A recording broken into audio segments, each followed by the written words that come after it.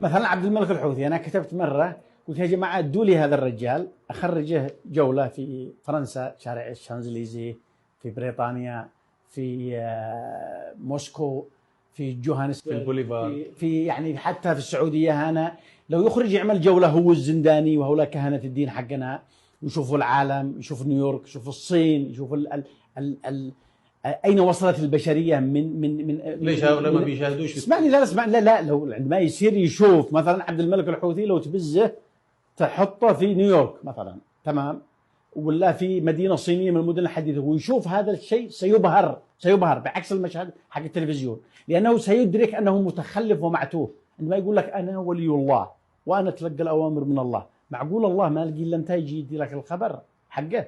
اذا الله بايد تتراسل، حتى حيراسل ايلون ماسك، حيراسل ستيف جوبز، حيراسل بيل جيتس، مش حيراسلك انت اللي ما في راسك ولا كلمه.